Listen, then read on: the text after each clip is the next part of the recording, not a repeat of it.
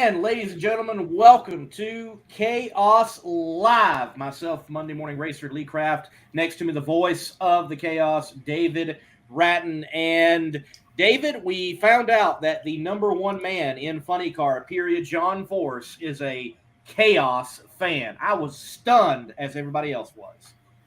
I tell you, I can't say that I'm overly surprised because it seems like everywhere we go, we see Chaos gear. No matter what race we may be attending, or no matter where we may be, there's chaos gear out there, and race fans and racers alike seem to really be warming up to the concept as they find out what's going on. There's always been a little bit of a curiosity element in it, and but as we have just completed the 37th, that seems hard to believe, but the 37th Funny Car Chaos event. We've been around long enough that people have had a chance to see that we're sticking around, and it's okay to let people know that you're a Chaos fan. And of course, that was a really a great interview that you did, and of course, John forced to talk about Chaos as much as he did. That was a pretty big deal for those of us in Chaos Nation. I thought it was a cool deal, man. Everywhere I go, if I'm able to, I wear my Funny Car Chaos jersey, and I don't send Chris a bill. No, I go, and oftentimes people stop me and they're like, "Hey, Chaos this, Chaos that," and John Force to see the Chaos jersey and be like, before the interview, Funny Car Chaos, man, I like that. That's some cool stuff. And the way John is, whenever you interview him, if he finds something within the story or even your character, because to him, I'm the Amish Stevie Wonder. He gravitates to that and he hooks onto that. And yeah, you're going to ask him other questions, but he's going to go right back to it and right back to it. So Funny Car Chaos got some promotion from the GOAT, and I didn't even have to pay for it. That was pretty cool for sure. But look, big weekend for me. Indy at the John Force shop, and then Cruise Petragon live with my own show on Thursday nights. To Mo-Kan, where we had a great drag race for Funny Car Chaos. And a lot of things were decided. A lot of things have been tossed up in the air that we'll talk about here in just a few moments because of what happened at Mo-Kan. Then I was back at Indy for the big go. And since we are a funny car show, hey, and he also watches Funny Car Chaos on Flow Racing, presented by Larice Motorsports Insurance. Ron Capps, congratulations, man. You finally got Indy. That's right. He finally closed the deal up there. And, how much fun was it to see him? The absolute emotion. You think it's just another race and it's just another win and all that deal. It's but to see the genuine emotion with Ron, of course, well loved in the sport by racers and by fans alike, and for him to finally get that Indy Wally was certainly a very good thing. It was really a blast to see him and to see the excitement and the emotion all rolled into one. Yes, and look, I firmly believe at Funny Car Chaos we just need to celebrate everything Funny Car. And I hope we see Ron one day at a Funny Car Chaos. And I hope we see John one day at a Funny Car Chaos, whether it's an appearance form or in a car, or maybe it's a deal worked out where Ron's in someone's car. I don't know. But I hope all the stars of Funny Car eventually make their pass through Funny Car Chaos, because I think if you drive a funny car, you ought to do it at the Chaos. I could not agree with you. I could not agree with you more. And, we've seen a little bit of that, and we've seen, we see legends of the sport from days gone by. We see current and upcoming legends, sometimes in competition and sometimes just in the stands. And as often as not, we see them in the pits where they are consulting and doing work with one of the teams that they know.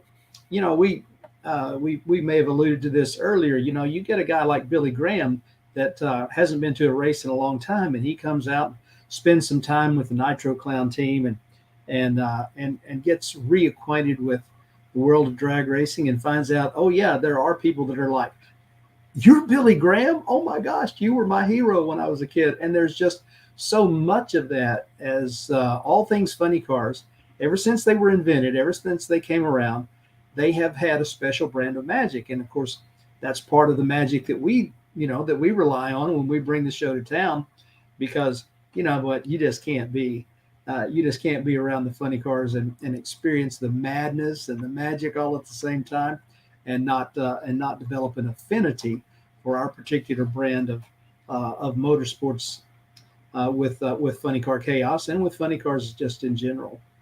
Yes, sir. Well, ladies and gentlemen, we want to make it clear to you that we do have a guest tonight, but you have got to hang around to find out. We got a special guest coming up around 8:20 or so here on the East Coast, 7:20 for you in the Central Time Zone. So special guest, surprise guest, does have connections to what we will be doing in the finals at Ennis, Texas. But we just wrapped up a great drag race at Mo-Kan Dragway, Smokin' Mo-Kan.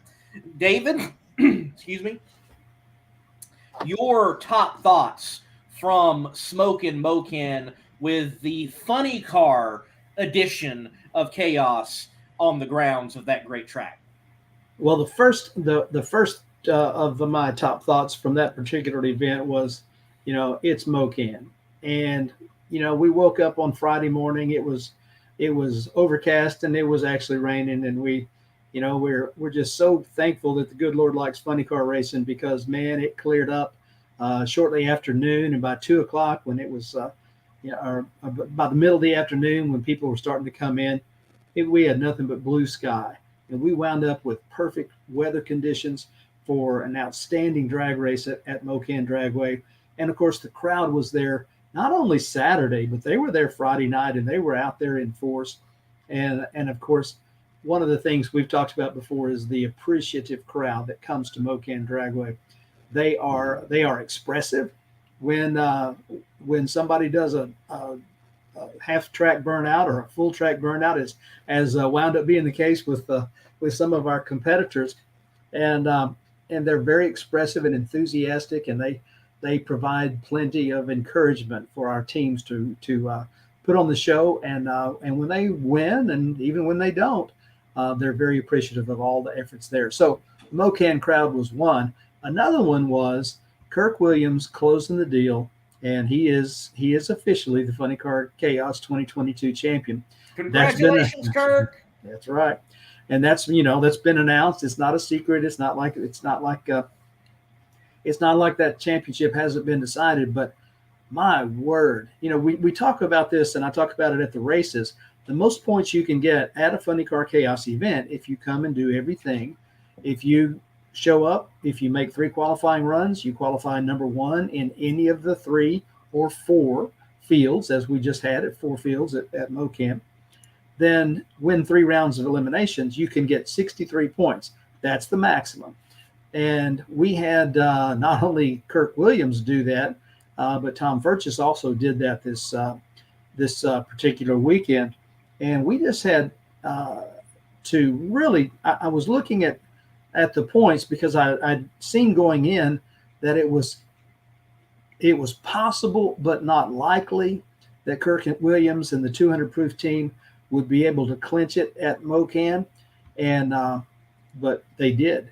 They did it, and things happen. Things don't always go right for everybody, and so there were a few things that happened, and everything shook out just right. But the 200 proof team, as they have done all year, they came away with 63 points. There's no way for anybody to touch them in the finals, and so they're just going to be coming and racing for the fun and the money and another trophy. And when you think about what they've accomplished this year, and this will be stuff that we talk about for a long, long time. They won 3 races in a row in the early part of the season. And we went to Cordova, and Kirk was very much under the weather, and so they didn't get the win in that particular event. But when we resumed racing for the points, they got 3. They got a chance for 3 more, because they got 2 right now, and so they've got a chance. And so they've got 1 runner-up and 5 wins.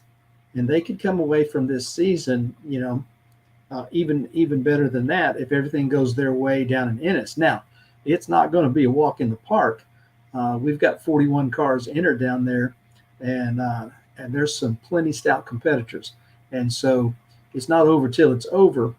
But I know that the mindset that they have is the one that has allowed them to clinch the championship at the Mo-Kan race with still one race to go. And then the rest of that equation is looking down the list. After number one, there are 12 more competitors that have a mathematical shot of finishing up in the top 5. That's a lot. That is a lot. And so you've got number 2, number 3, and number 4 separated by a total of 4 points. There's 2 points between second and third and fourth. And so it's anybody's ball game as to who's going to finish second, third, fourth. And, there's a whole bunch from Jordan Ballou, Dustin Bradford, Clay Cunningham, Donald Knobloch, Smiley Cordero, Mike Buchanan, Jade Cook, Chuck Lofton, Steve Tomozic, with a chance to come into that last race. And if everything goes their way and somebody else has some difficulties, then, anybody else could be in that 5th spot there. So there's a lot to race for at the Ennis event. And of course, we're kicking off the Stampede of Speed. It's really going to be a great week down there, a great 10 days for racing at the Texas Motorplex. We talked about Mike Buchanan getting his 3rd win of the year. He had his breakthrough down at Lufkin, and then he comes in and takes a win at Kearney, and he takes a win here at Mo-Kan. And some people were talking and saying, he's racing that nitro car, and there's no index in the final round of that particular field. So but you can hear it on the flow. I said we don't race on paper, and we don't. And the bucket list car had an unfortunate bit of breakage, and Nitro Nick was helpless to just watch the Ombre go A to B and all the way to the winner's circle. So there were storyline after storyline after storyline. Dirty South Gassers, man, so many cars, so much showmanship, and they always do a great job. Can't wait to see them again down at Ennis. But we could go down the line with every competitor that was up at Mo-Kan, because there were breakthroughs, breakthroughs such as Razzle Dazzle. Nick Johnson, quickest and fastest car I think he's ever driven, and he has he didn't close the deal this time. They were broken for the final, right. And so Chris Schneider's the only person to beat Kirk Williams at Mo-Kan, and he did it in the wing cook-off. But that's the only thing Kirk Williams lost this weekend at Mo-Kan. Right. So congratulations to Chris. Congratulations to Kirk. Yeah, I walked up to some team members of the 200 Proof Williams Brothers Racing, and I said, well, guys, at least you're still winners in the funny car. And I think they're glad that they're still winners there for sure. And yes, again, congratulations to Kirk Williams on the win. And I can tell you, David, they want to go into Ennis and win that race. Ennis, as a track, has had their number. They have not made it past round 1 since being in competition there. They want to perform there. They want to do better. I know he wants to seal the deal. And I don't see that group, the Williams Brothers Racing gang, that whole entire family, going in there and just resting and just celebrating a sealed deal of a championship. I think they definitely want to go in there and get the win. And I kind of think it's cool that Kirk, in the situation that he was in at Mo-Kan, he was not lost upon the coolness, if you will, of racing the Blue Max. He mentioned that in the interview. He's like, I get to race the Blue Max. And then he goes on and he beats the Blue Max. And that was such a cool deal. And fascinating that in Funny Car Chaos, all those type of dreams can come alive from the past, the present, and the future being a champion, beating the Blue Max, and being a funny car competitor, and able to, well, do it in such a way that you're not breaking your piggy bank, and you're actually appreciated. You get airtime and things of that nature. So, yeah, I think that was cool. Kirk's like, yeah, I got the championship and I beat the Blue Max. That's an awesome way to think of it. Man, and the Blue Max, those guys came off the trailer to what, with the first run down the racetrack, wound up being top speed of the meet. Yes. Mm-hmm. You know, the 209 mile per hour. I mean, they came ready, and boy, they put up a big number that held up for number one most of the qualifying time. It was finally eclipsed by none other than the 200 proof team. But Ronnie Young, David Kirkland, and all those guys on the Blue Max team really put on a great show, and we just continue to see cars being built around the country, and we can continue to see things like you just described. You get a chance to, line up with the Blue Max. When Kirk Williams was sitting on the grass at the racetrack watching Vern Motes, and decided that's what I want to do. In your mind, you can imagine, racing somebody like Vern Motes, or maybe somebody like the Blue Max, or maybe the Snake or the Mongoose and all those things. Well, and all of a sudden, 2022, Labor Day weekend, here we go. And we've got, there he sits in his own funny car, racing the Blue Max. Not a tribute car, racing the Blue Max. Right. That's got to be a dream come true. When we went to Michigan a few years ago, and Jordan Bellou was telling me about lining up with the Chi-Town Hustler. Same type deal. It's like these are the things of your dreams, and that's what CHAOS brings to so many racers, is the opportunity to live a dream. And I'm sure you feel the same way I do, is getting a chance to hang out with these people and watch them perform, see what they do, and see how they race, and just to be a part of it. It's an exciting deal. And our fans out there, you can see them, and you're seeing all the posts that people are excited about tuning in and finding out who this mystery guest is. But not only that, they're excited about coming to the races, and some of them excited about bringing their own car into Funny Car Chaos competition in 23.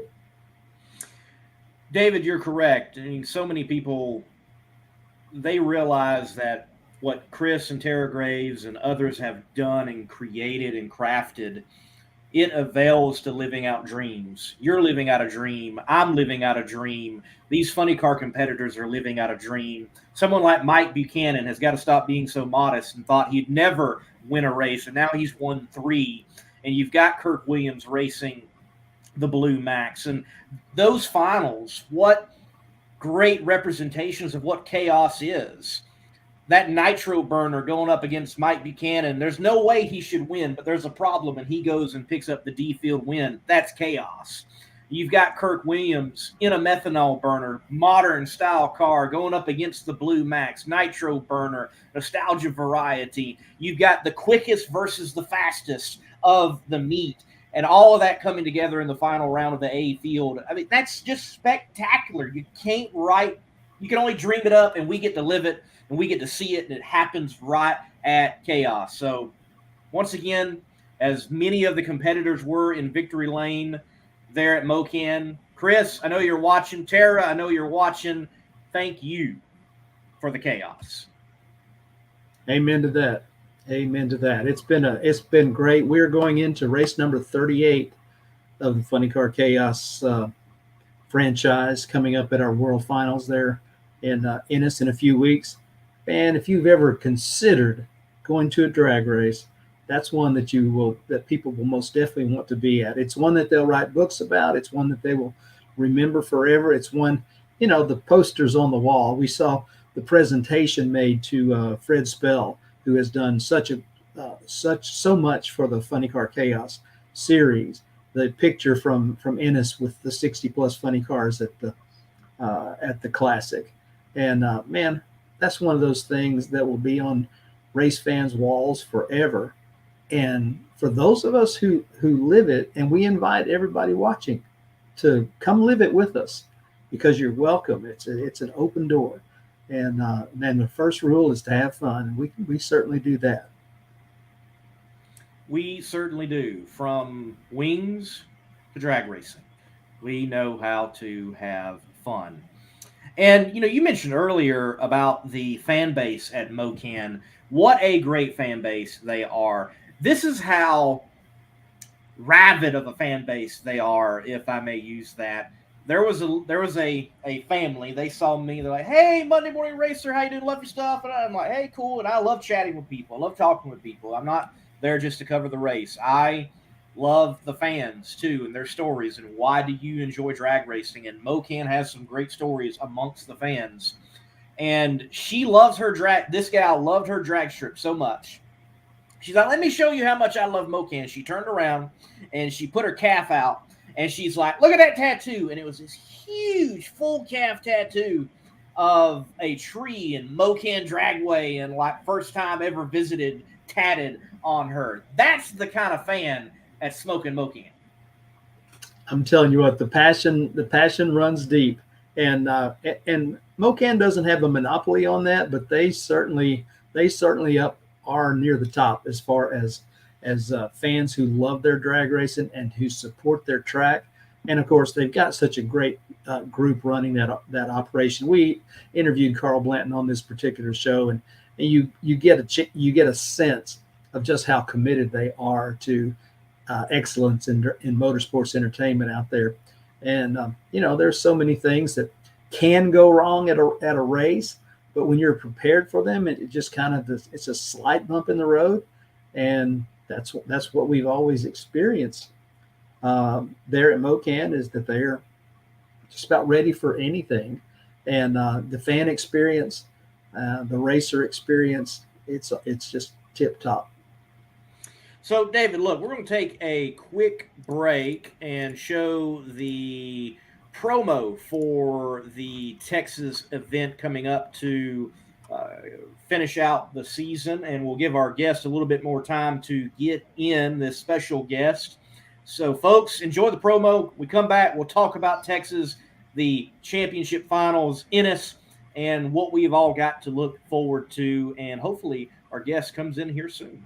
They eat, sleep, and breathe horsepower. They battle from strip to strip in a quest for the finish line, chasing the ultimate satisfaction, the glory of becoming a champion. It's run what you brung.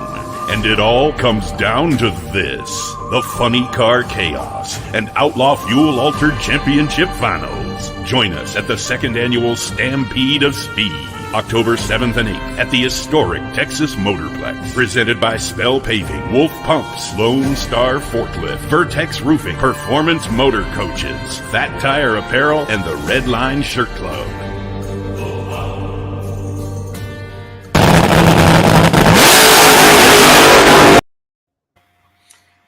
All right. So Texas is coming up, and definitely I know there's going to be plenty of funny car drivers that are going to be, basically saying, "Hey, it's high noon and this place isn't big enough for the both of us," and they're going to want to get that win. How do you think this event, David, will stand different compared to the Classic? There's a couple of things. One, it is the beginning of the Stampede of Speed. That always lends itself to the notion that there are people coming in to race that NHRA Big Show event in the fall who might choose to show up a little early and enter and run and play and add their name to the list. And some of them raced at the Classic, and so there's certainly the possibility of some sightings of other racers racing there. But it's late in the season, and it has a tendency, some of it can be maybe a little bit more serious racing.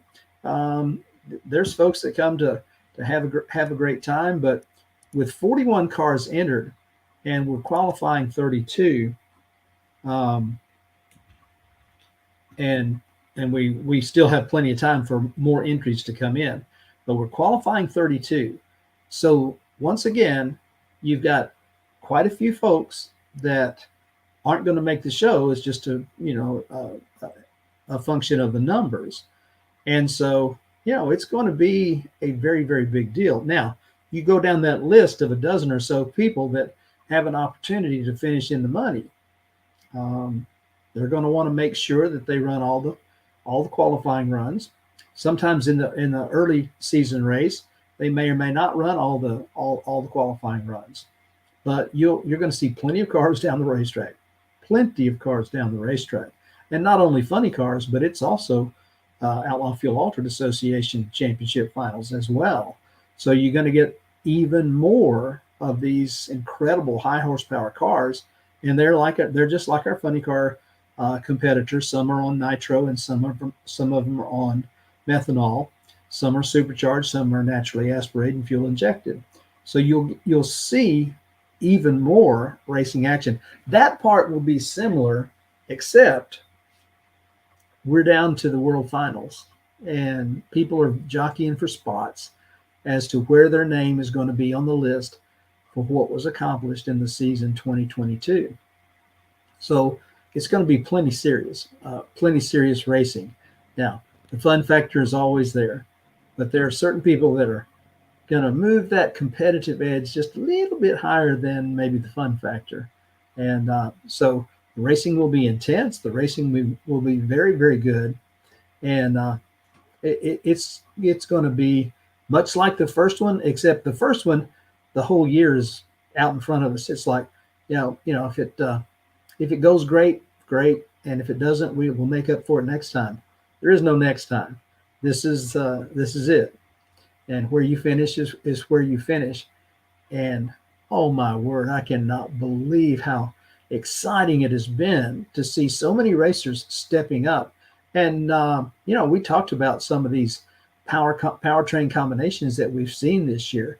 I'm not sure I got to it in the takeaways from Mo-Kan, but the twin turbo car, Dan Butheris, he's knocking on the door of the quickest lap times that he's ever run, if he hasn't already exceeded that. I think he's still a little bit off. But for a car that's been in development and hand fabricated his own twin turbo system, a lot of it, that's pretty amazing. So the Traveling Smoke team they are really raising some eyebrows out there with that twin turbo combination. But the event at Ennis is it's going to be not quite as many cars, but the racing will be at least as intense. Certainly will, and I think it is a great positioning for Funny Car Chaos to kick off the Stampede of Speed, which I think over time, as it continues to progress and move forward as a package event for drag racing and other activities happening at the Texas Motorplex, that bodes well for our brand, because people are going to talk about the Nitro Sideshow with Scott Palmer. They're going to talk about the Pro Mods. They're going to talk about the Fall Nationals. But we kick it all off. So when they talk about the whole week, you've got to include the Chaos brand. Yeah, and and we'll set the pace. We'll set the tempo. And if it is great, which every single race this year it's had its own personality. It's had its own little flair. It's had its own little different takeaways, but every single one of them has been an excellent race. And it's not it is a show, but it's not just a show. These competitors are really racing for real money, real trophies, real points, and so it's some excellent, intense racing, and this will be no exception. Number 38 just could possibly be one of the best ones that we've ever had. I completely agree. Well, David, let's thank some sponsors, and we do have that guest in the green room ready to come on in. So thanking some sponsors and our guest next. Spell Paving Services provides professional customer service and performance for your next industrial or large-scale private paving project. From parking lots, roads, and driveways to seal coat, chip seal, concrete, and asphalt, there's no job too big for the team at Spell Paving Services. Serving a 500-mile radius from Dallas-Fort Worth, Spell Paving Services has you covered. Call 214-384-3056 to get a competitive quote today and tell them the Chaos sent you.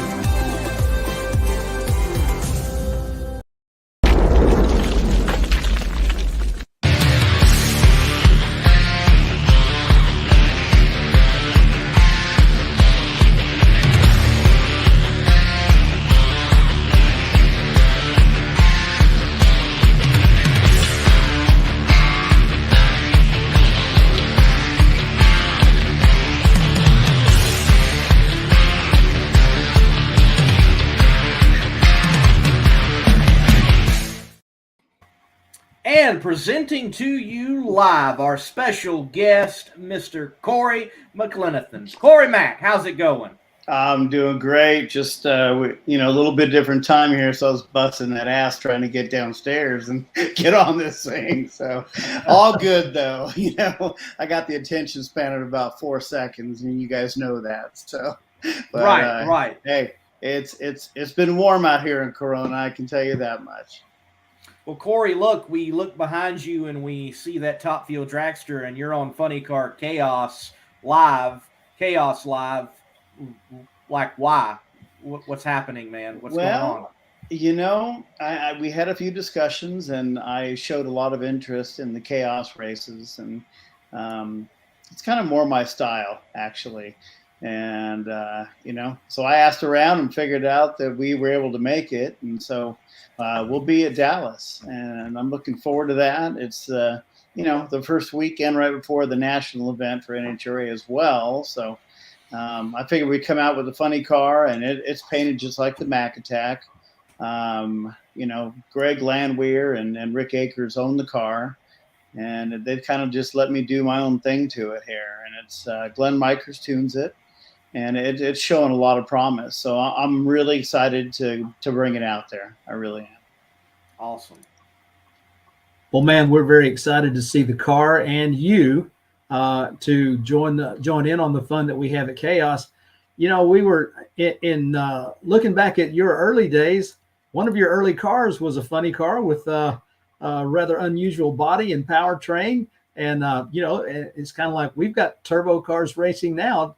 Got two of them that we see on a fairly regular basis. So welcome back to Funny Car. Yeah, no kidding. I mean, you can never get out of the VW roots where I started. And then, having that Carmagia Funny Car, that was a big deal back then. And even to this day, when I see it, in the museum, it still brings back a lot of great memories. And yes, that's the only front motor car I've ever driven. So, I've found some things that I'm trying to get better with the funny car as well. It's always a learning period. It really is. Well, you've been down the track multiple times at several events through the season, and of course, each time that you go down, you learn a little bit more. But what's the biggest difference between having the motor in the back and having the 300-inch wheelbase versus driving this funny car now? You're steering it from as soon as you stab the gas, you're steering the car. That's the biggest thing. So, McCully used to tell me all the time, hey, you finesse a dragster and you manhandle a funny car. And he wasn't kidding. Definitely not anything you can do, but start steering it right away and try to keep it in the middle. It's a handful, actually. And, but I enjoy that, and I enjoy learning. Glenn Mikers, the crew chief, he's been down the track in many funny cars. So, I have somebody close there, and obviously I've called on a few of my other friends to, figure out the whole pedal clutch thing. And, I haven't driven a pedal clutch car since 1989 in a top alcohol dragster. So it's definitely got some variations that are very different, but I'm kind of hoping this gets me ready to get my license in a big show car. So that's something that you're working towards is, I was reading up on you talking about wanting to step out of the seat at age 50 and pursue some other things. And and you've stepped out a time or two and stepped back in. It seems like racing is always calling Corey Mack back to the track. It really is. I did a brief stint in off-road in a pro light truck, and it was just so competitive and so hard to learn. About the second season, I thought, what, I need to move into something different. This is not, my style of racing. So now I'm driving a pro buggy now, and I think that's going to be, it's very fun. It's a little bit easier on the body at my age, and it's keeping me busy on the times that I'm not drag racing. And I miss the sport. I miss being there. I miss seeing all fans, friends, sponsors. It's when you do it as long as I have, you realize that when you're semi-retired like I am, you don't get to see your friends as much as you used to. So it's between that and the fans that really run me, that really get me going to drive race cars, that's a big deal.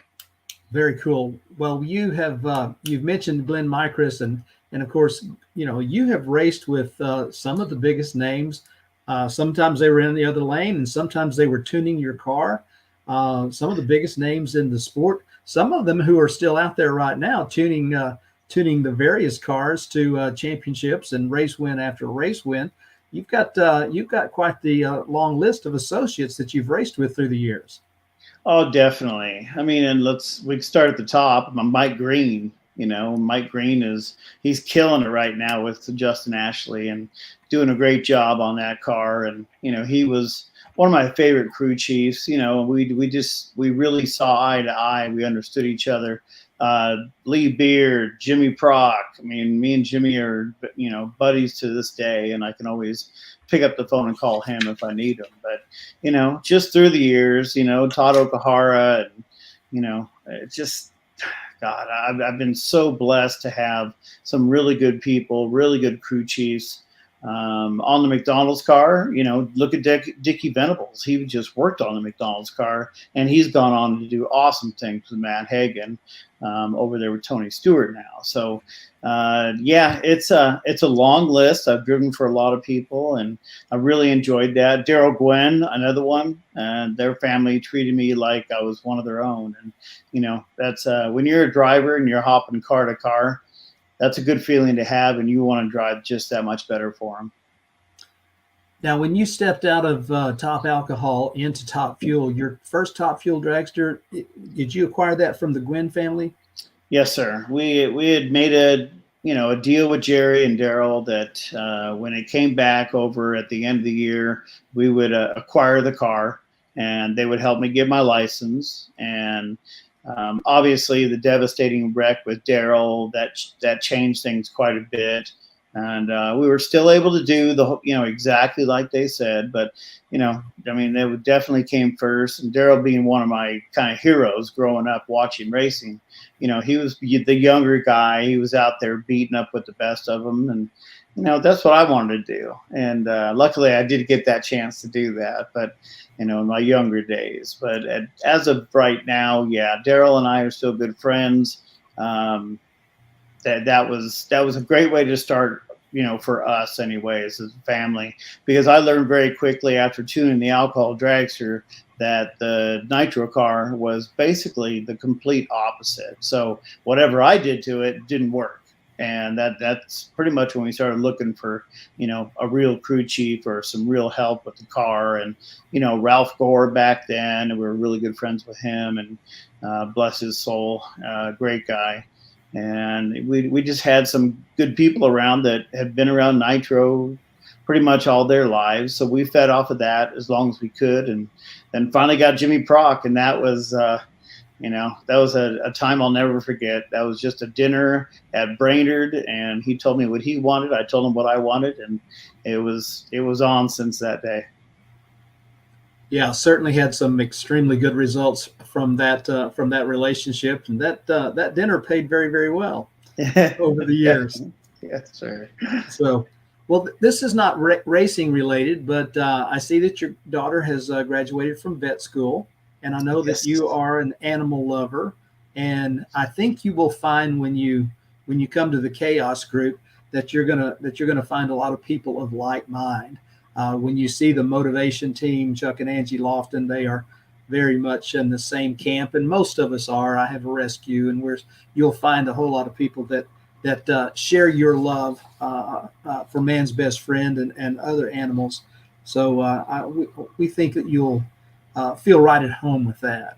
Yeah, and I'm probably going to bring the motorhome out, and I'll have my rescue, Sonny, right now with me, and he's that's what I started doing. I started going and getting rescues because I've had so many puppies in my life that I felt, how would I feel, if I was kicked to the curb and had nobody to pick my ass up, So, I started doing that like a few years back, and I've been through 2 dogs now, and you know what? The end never gets any easier.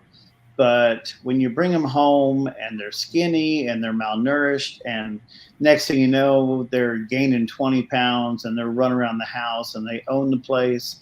And Sonny, right now, this one I got, it don't matter what kind of bed you get, how big it is. By the morning, I'm pretty much on the ground. So he runs the show here. But, that's me. I don't know. We've dealt with so many people during our lives that sometimes the man's best friend thing really does fit in with me. So as far as my daughter, couldn't be more proud. She's right here in Carlsbad, and she's working in emergency down there, and she's going to do a year there and then decide whether she wants to go out on her own or do specialty. She kind of specialized in the cancer side of things for dogs as well. The world's kind of open to her right now, and I'm really proud of her. Well, that is terrific to have the daughter that you're so proud of. My daughter's name is Courtney. Also, I noticed that, and so we both have a daughter with the same name. But you have always come across in your interviews and in your racing career. I mean, I know you play to win, and that's typically on your car. But, the fans have just really been drawn to you. You seem to be someone that has a real knack for relating with people and bringing a certain level of fun and camaraderie along with the competitive nature of the sport. Well, you know what? I learned pretty early that through Kenny Bernstein and some of the people that I was introduced to at a pretty young age as I came in at Top Fuel, it's not all about the driver. It's all about the people you surround yourself with, the fans, and, trying to have fun. Just because me and my competitors race every single weekend doesn't mean that when it comes toe to toe, we may not see eye to eye, but at the same time, a couple of weeks later, we kind of bury the hatchet and life goes on. I mean, let's face it, the days of getting out of the car and throwing down are over. I mean, I lived through all that, so I got to see that, and now I would have to keep my cool and my composure at times because, I can be a little intense sometimes. Well, I look back at your 59, 60. I'll be 60 in January. Okay, yeah. So you're. I'm a little older than you, but not much. So we came up through the same era of racing. So your first drag race, your first time to see Nitro, when might that have been? Orange County. When Orange County was still going. Yeah, and I was pretty young, really probably still didn't understand, being at the drag races. My dad was a hardcore, let's bring our friends, let's take the kids. But when it came to, hey, it's time to watch some racing and I want to hang out with my friends and drink beer, it was pretty much, here's $20, now go somewhere. So I was really that kid that was underneath the bleachers, getting whatever was dropped by other people and money. And, it was just one of those deals. Actually, David Baca and I used to do that because Dennis, his dad, raced Orange County a lot. But, for me, 64 funny car. I mean, Fox Nights, I've seen it all. And it's just, I mean, what a great era to grow up in and see what drag racing, was back then. and kind of the ups and downs, along the way. And then again, once I got in Top Fuel, having what I think was probably the most, it's hard to say. I mean, after this last weekend, the cars were hauling the mail, but I still think that in my day, back when Bernstein and Prudhomme were there, and even Gartlett's came back for a short stint, and there were some real hitters in Prudhomme, that type of stuff, and being able to race against them week in and week out, I think that was a pretty stout class to be in. I think I would have to agree with you. So all those pictures that we're seeing from Orange County with all those massive crowds in the stands at Orange County, you're underneath the stands. Huh? Oh yes, sir. I'm either right on top of it once they start doing that, or I'm underneath it or running around the pits. I'd come back filthy as you could be, and I didn't learn nothing. I didn't get to work on a car or anything. I was just there being a kid, but to grow up around that and realize, hey, my dad was a mechanic. My dad never drove anything. And the first chance I sought to see that was in RVW. And it just so happened the driver got sick and Dad put me in. I was 16 years old, and I have never looked back. I mean, after driving one, it's makes everything else kind of not shine. So you found your calling as soon as you got behind the wheel, huh? Definitely. I mean, we did pretty good. I can't say we didn't. We did fairly well, and that kind of seeded us to keep moving forward. And then finally, we were spending a lot of money on like the funny car, the BW funny car, and realized, hey, we can go run alcohol dragster with what we spend. And that's where, it was still pretty much all family, except for a few sponsors here and there. But, to race as a family is like no other, to do it with mom and dad and, my sister, my grandpa used to mix the fuel. And, I mean, it's just the old days. If people walked up on that now, they'd just crack up the way we used to do it. But, it was my path and the perfect timing, and I can't complain anything about it. But I'd still like to be in 24 races a year right now. That's the hard part. Well, that is really something. We have so many families that race in Funny Car Chaos that you will probably recognize some of the same types of things that you started out doing.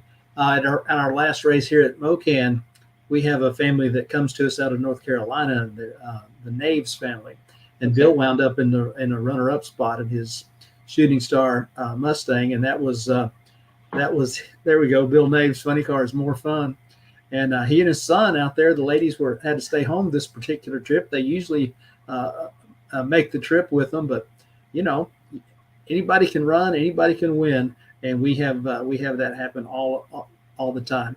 Hey, you gave an interview earlier when you were talking about getting in the funny car, and you mentioned Funny Car Chaos. So from somebody, have you been to one before, or will this actually be your first one to attend? This will be my first one to attend. Yeah. Okay. I'm so excited about it. I mean, we're missing a different race because we want to be there for this anyways. So, I threw it out there a few months back, and then they kind of threw it around and finally gave me the go to call Chris. So it's like, okay, well, let's find out what we're going to do here. And thank God everybody's been really good about, hey, we'd love to have you type thing. We're actually working really hard on the car lately. It's had some rough years, let's say, underneath it. But since Glenn got there and the boys are there working on it hard, and I'm going to head up to Sacramento this weekend to Rick Akers' place, and we're putting a big rear end in it, and we're changing transmission, and we're updating a lot of stuff to make this thing kind of bulletproof. We were first working just on the motor combination, trying to get it right, and now we're to the point where we're breaking rear ends, and that certainly kind of shoots the weekend in the butt type of thing. So we got a great deal on a couple strange top loaders, and so we're going to put a heavy duty rear end in that thing, and I think everything else is going to come to play. I'm looking for some pretty good ETs out here, and Chaos is the perfect place to do it. Oh, I can't agree with you more on that. Chaos is the perfect place to bring that all out. It's going to be competitive. It's going to be fun. You'll have some great people to line up against, and they will be plenty competitive to throw down and see who gets there first. But we had this poster up about the mystery guest coming, and when we get a chance to see another racing legend find out about Chaos and decide to join us. And of course, we've had Dale Worsham, and we've had several others that have come in with big show cars, and yours is not a big show car; it's a nostalgia car, but still, you've got this history behind you that it's going to be fun for some people to shake your hand and get a chance to talk with you and bench race with you a little bit, and so we're very much looking forward to it. Well, I am too for those facts and to get to know some of the other people that have these cars, because I'm very interested in them. I like them a lot. I'd like to learn more about them along the way. So it's been very interesting at the races I have been to. You might as well just put a big old target on my back, because that's how I felt the whole time I've been there. So a lot of people have been really great about welcome me in, and I think others think I'm trying to come out and do something to them or something, so they're not taking it as lightly, let's say. But yeah, they always like to go home saying, hey, I got a whole shot on Corey Mack and blah, this type of deal. But hey, I'm learning, but I can guarantee you one thing: when I get it, look out. Well, we're excited to see you join the Chaos, and remember, when you come, having fun is rule number one. So be sure and do that. And that's one thing that I think we've talked about this before a lot in some of my last interviews. If I'm not having fun anymore, I'm not going to do it. And I'm having a blast in this car, getting down, getting greasy, working on it with Glenn, doing what the boys do. The guys on the car, I think, are probably one of the better sets of teams that I've worked with, and I've worked with all these guys before as well. So it's making it fun for me. We get to joke around and everything else, but it's funny. No matter how much fun you have, as soon as you put that helmet on, you lose your mind, and that's just the way it is. So. Yeah. And the baloney stops, Yeah, I lose my mind for that.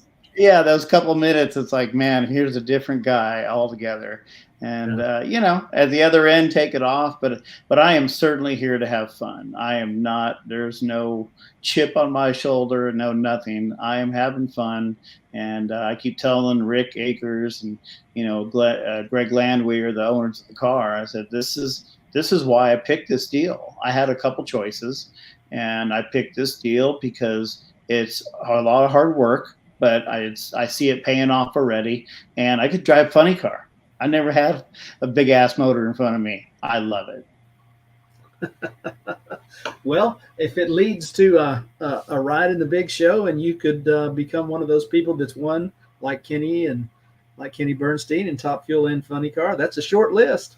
I know, and you said it, and I want to do that so bad. That's one thing that I wish I could, get in there, and if I get good enough in a show car, a big car, anyways, and was able to win one and be part of that, that'd be great. Man, that's great. Well, it's been so much fun to have you on, and we're anticipating a great time when you show up at Ennis, and we'll have a whole lot of funny cars that'll be going down that racetrack, and it's going to be exciting to call the race with you being with you being part of Chaos. Hey, thank you for having me. I look forward to it, and I'm sure we'll have plenty to talk about afterwards as well. So, but thank you guys. I really appreciate you having me on today. That means a lot to me always. When I get that call from you guys, I get excited. It's like, man, oh yeah, I am in. Just tell me when. So, but. You guys have done something really good with the Chaos deal, and Facebook.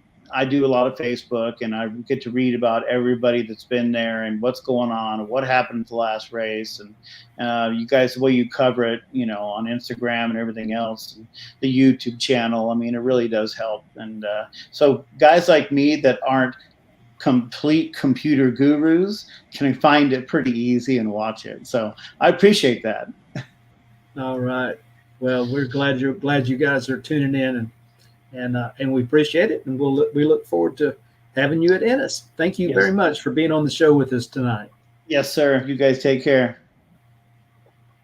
Man. Well, there we go. We got our mystery guest, Corey Mack, racing a nostalgia funny car at the CHAOS Finals. Lee, I think you're muted. Oh, okay. There we go.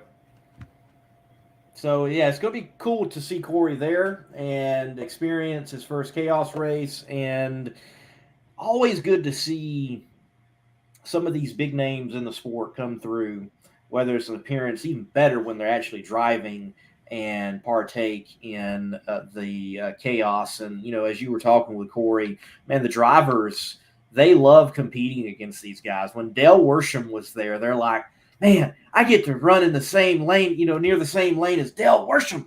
And they're like, I got beat by Dale Worsham. You've never seen anybody happier to get beat in their life. Well, and one of the things that is kind of happening is, you know, there's people that are going to be saying, you know, I got a chance to race in the race against Kirk Williams and Ken Singleton and several of our other very successful racers. So, you know what? We've got a phenomenal group that races Funny Car CHAOS, and you know, everybody's welcome. The door has always been open since day number one. The door has been open. You got a funny car, bring it. And so, you know, we have brought so many. The list on the points, 81 cars, 81 people on the points list this year. And that doesn't count 10 from Cordova that aren't on the list because that was not a points race. Right. You realize that's 91 drivers in 2022 that have raced in a Funny Car CHAOS event. Now, Corey Mack is going to be 92. And I think there's another one or two that I saw on the pre-entry list that will make 93 and 94. Sure. So, you know, and the pre-entry it's not shut down. We might have more. You know, I maintain that one of these days, and probably, I don't know if it'll be 22, but 23, might we have 100 racers running Funny Car CHAOS? That's simply amazing. And it's amazingly wonderful too, boy, because getting a chance to see that many funny cars. I mean, I had a lot of funny cars on my wall when I was a kid, but it wasn't 100. It is outstanding. I mean, who knew there was that many funny cars out there? I mean, it's over 100. I can think about people who haven't run that I know, and those the Big Show, and those who we've had, and there's no telling how many Funny Car CHAOS might have in the future. And you know, Bill Nave says in 2023 we'll see 100.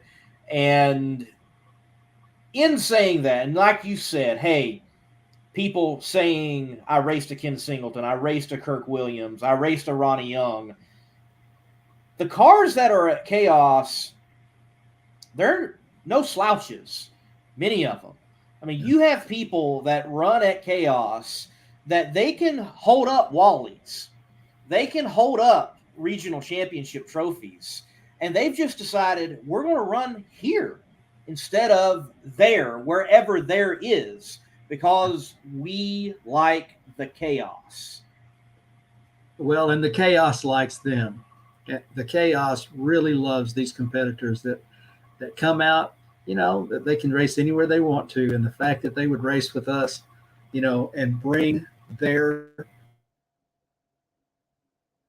quality of machinery out to run with us, you know, the racing, you won't see any better racing anywhere. It's a blast. Man, Lee, this has been fun again to share some time with CHAOS Nation. We've got a few things coming up in addition to the Ennis event. I'm not. Let's see what we've got. We've got. I'm not going to be there this coming weekend, but if you're anywhere near Wichita Falls, Texas, there's an event called the B. Godwin Memorial. And a great guy named B. Godwin was a nostalgia dragster racer and a great friend to a lot of us who are part of CHAOS. And we lost him at the racetrack a few years ago, and a B. Godwin Memorial race has been established. And his widow Sharon will be there, and a lot of the nostalgia racers from the North Texas area in Oklahoma will be at Wichita Falls, Wichita Raceway Park there. So that event is going on this weekend. That's an extremely fun event. So if you get a chance to plug into that, you would want to do so. The weekend after that, a little further up US Highway 287 at Amarillo Dragway, there's going to be Match Race Madness. Some of our Funny Car Chaos competitors and a lot of our Funny Car Chaos friends are going to be at that particular event at Amarillo Dragway. So that's September 16th and 17th, I believe it is. So it's week and a half from now.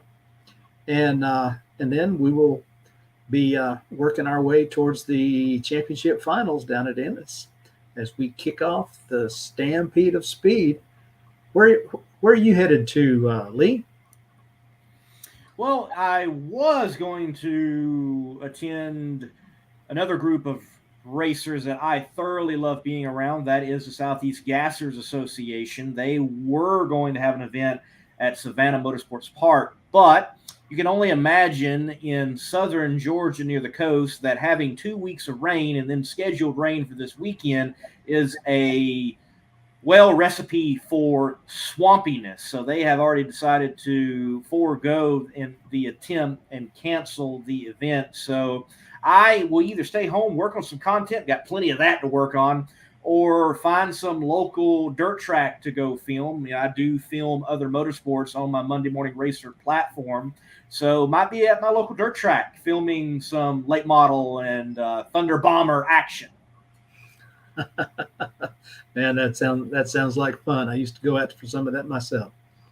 Well, race fans, it has been a joy to have you on CHAOS Live, and we appreciate you tuning in. Lee Kraft, the Monday Morning Racer, doing a great job bringing this presentation, and thanks to Corey Mack for being a part of the show tonight. Thank you to Wulff Pumps, Spell Paving Services, and all of the sponsors that make Funny Car Chaos what it is. And for all of you watching in Chaos Nation, we cannot wait, and I mean it, we cannot wait to see you at a race, to meet you and spend some time with you. Thank you so much for tuning in. Good night, y'all.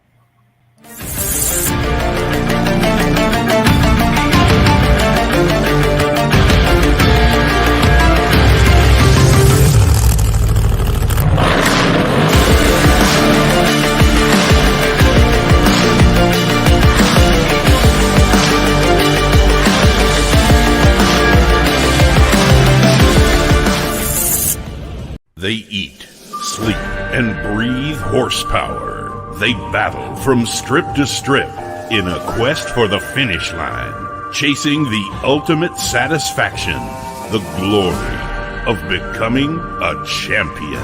It's run what you brung, and it all comes down to this: the Funny Car Chaos and Outlaw Fuel Altered Championship Finals. Join us at the second annual Stampede of Speed, October 7th and 8th at the historic Texas Motorplex. Presented by Spell Paving, Wulff Pumps, Lone Star Forklift, Vertex Roofing, Performance Motor Coaches, Fat Tire Apparel, and the Red Line Shirt Club.